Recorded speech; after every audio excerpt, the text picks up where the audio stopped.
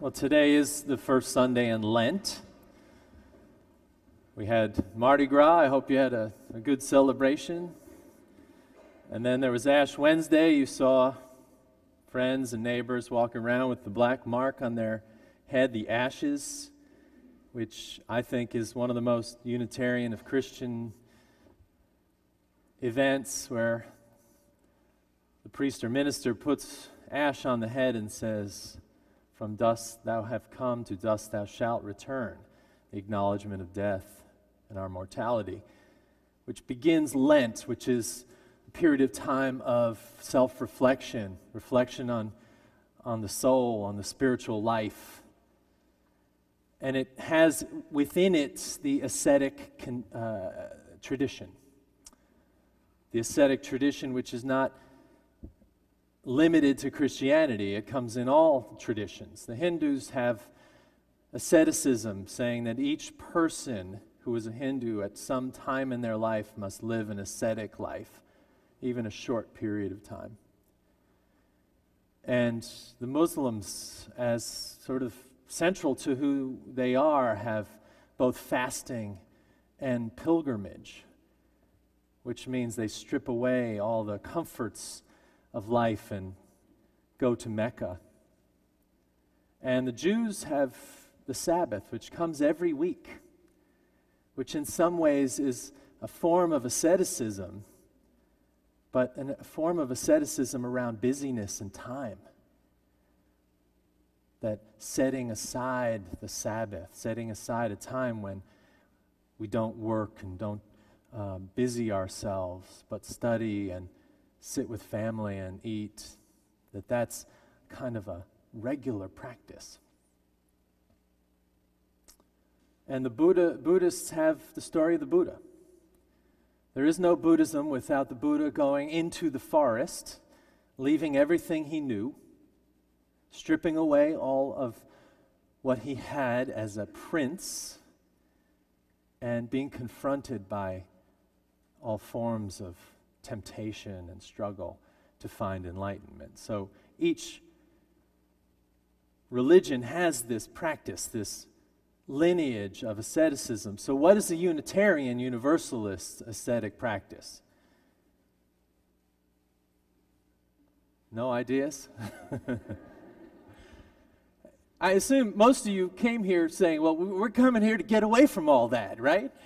We don't want conditions put on us. We don't want to be asked to give up something. I mean, give up coffee, we die. But what might be this form of practice for Unitarians? I think in part it might be what we try to do all year, which is to deepen our spiritual lives, to go deeper into who we are as human beings, to cultivate gratitude and compassion and service in the world, to try to reflect on who we are as individuals and as a community, trying to practice being people of faith. Now, in the Christian world, I think for us to do that, there's a clue, and that is in temptation. Temptation.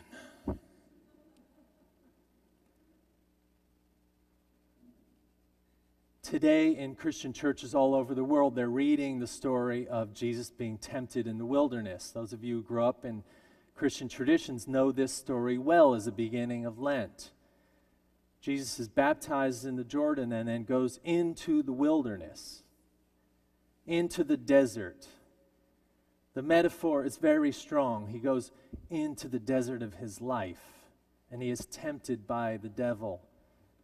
He's tempted by those devilish things within. Hunger, the temptation of power, and the temptation to control one's life, when we know life has many turns we are not in control of. So for Christians, temptation is the beginning of Lent, and I think for us, there's a clue. But I think what we're doing, what we're asking you in Lent to do, is to go deeper into the Spirit. And I want to read this poem to you rather than read the Jesus story. It's a poem by Adrienne Rich. It's called Diving into the Wreck. She talks about the preparation she makes as a scuba diver, right? The poets are great at this metaphor. That's their tool. The preparation she puts on to leave the boat and go dive into the depths. She says, I came to explore the wreck. The words are purposes, the words are maps. I came to see the damage that was done and the treasures that prevail. I stroked the beam of my lamp slowly along the flank of something more permanent than fish or weed, the thing I came for, the wreck. And not the story of the wreck, the thing itself. And not the myth, the drowned face always staring toward the sun, the evidence of damage worn by salt and sway into this threadbare beauty, the ribs of the disaster, curving their assertion among the tentative haunters. This is the place. And I am here, the mermaid whose dark hair streams black, the merman in his armored body. We circle silently around the wreck. We dive into the hold. I am she, I am he, whose drowned face sleeps with open eyes, whose breast still bears the stress, whose silver, copper, vermeil cargo lies obscurely inside barrels, half wedged and left to rot. We are the half-destroyed instruments that once held to a course, the water-eaten log, the fouled compass. We are, I am, you are. By cowardice or courage, the one who find our way back to this scene, carrying a knife, a camera, a book of myths in which our names do not appear. Diving into the wreck. What is she saying there? That to be a spiritual person is to dive into the wreck of ourselves. And you're saying, no, Daniel, don't ask me to do that. The fouled compass, the miscues, the ribs of what has been destroyed, those things that we might just wish remained on the bottom of the sea of our lives. Dive into the wreck. That is the theme for me of Lent.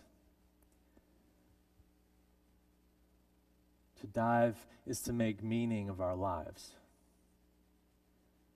To go and find those places within us, in our souls, in our spiritual lives, that reflect back to us who we are and what we must do and be.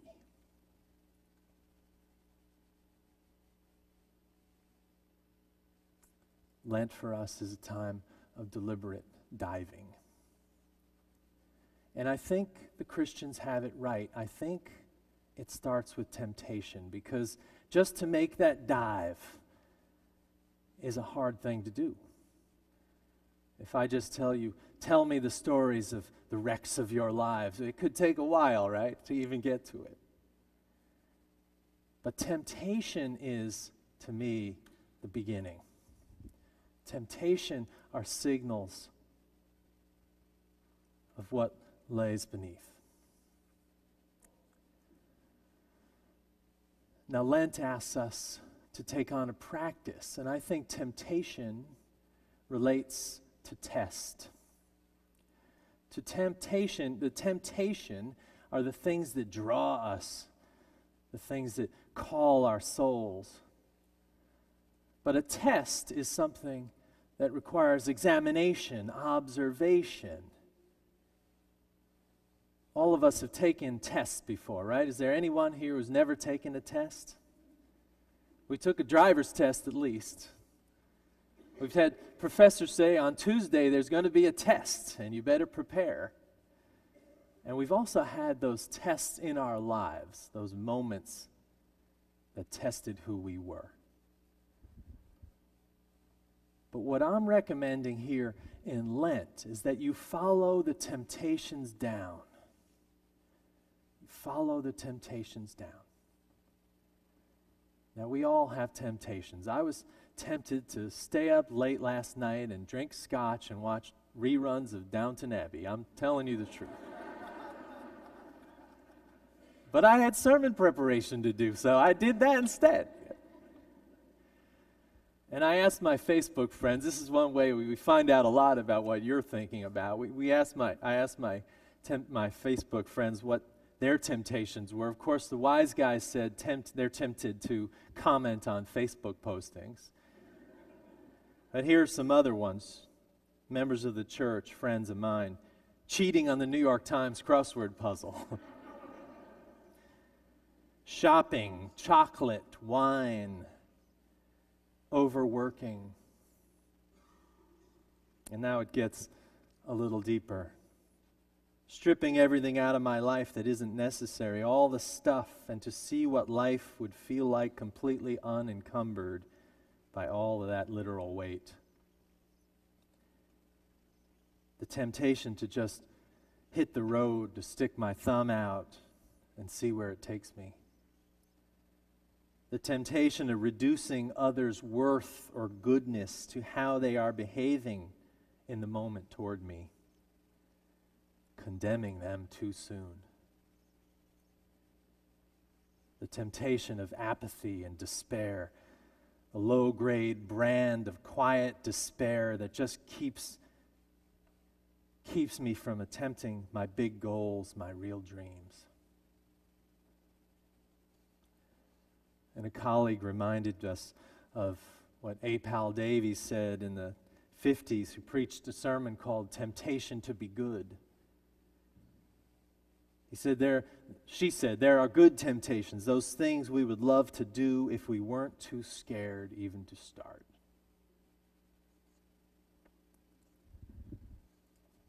These temptations exist in all our lives, but they are indicators of what is deep in the wreck.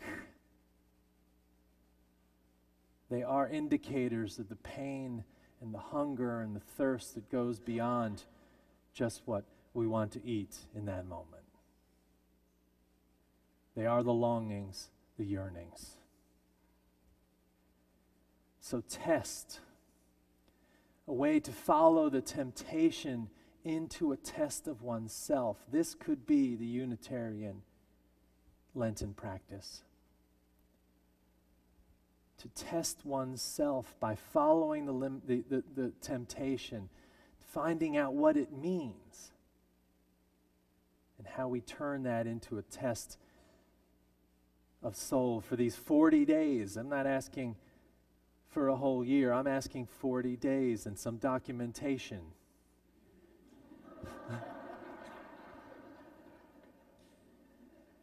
I found this story from a woman named Karen Goldman. It's a book by a Jewish woman and a Christian a man named William Doles. It's called Finding Jesus, Passages to Healing and Wholeness. It's a story of Karen going on an outward bound sailing trip in which she was not very well prepared to go on.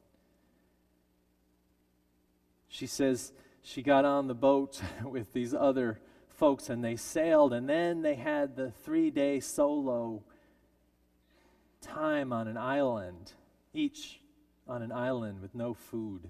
Some of you who've been on outward bound trips have done this. She said the island chooses you. And she said my island was impenetrable and hostile.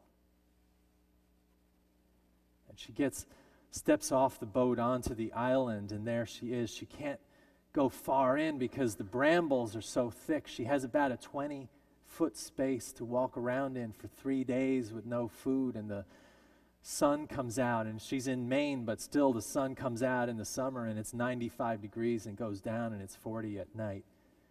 And all she has is herself and this 20-foot space. And the tides come and go, and so do the stories. The visitors, the living and the dead, come to speak to her, come to tempt her, come to ask her what is in her soul. She says this: compelling stories came compelling stories that tempted me to step through safety nets and over self-imposed boundaries and explore those parts of my inner landscape that mirrored my island.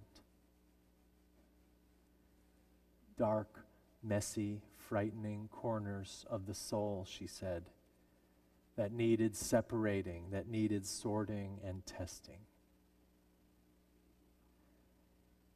And she says this, on the third day I stepped off the island and onto the boat, and I was very hungry. Not only for food, but to begin living my story anew. I felt indebted to the crisis that brought me to the valley of the shadow of death, so I could face mine own enemies, anoint myself with healing oil, see my cup runneth over, and feel blessed with a new understanding of goodness and mercy that still follows me. Poetic and beautiful. What tempts you? What tempts you? I'm asking you now, not to say it out loud, because we don't need all your temptations. We have our own. But I'm asking you to write down at least 3 things that tempt you today and this week. And follow those down into the wrecks of your lives to find a test you can apply to yourself, an island you can go to. My test this Lent is, again, the struggle with addiction, the removal of something to drink for those 40 days to see. But also, more importantly, this year I sought in my temptation a way in which I can utilize the distance, the physical distance from my family, to keep an emotional distance from them. The temptation I have to hold that arm's length. So I created a Lenten practice for myself, and that is that each day I will find a member of my family and I will tell them what I appreciate about them. I started this in my own home, and will extend out. Maybe by the 40th relative, I'll be writing to Italy, telling them I love that they sent their family over. But still, that's the practice, the temptation that leads to the test, that leads to the practice and the documentation. Marcia Senator wrote a book called Ordinary People as Monks and Mystics. In it, she said, to find in ourselves what makes life worth living is risky business. For it means that once we know, we must seek it. It also means that without it, life will be valueless. Please don't hear this as judgment, but hear it as love. I am filled with temptations and shortcomings. The difference between you and me is very little. What I know is that the spiritual life demands of us to dive into the wreck, to follow those temptations down, to create the tests in our lives, and not just to sit back and say, that's for someone else.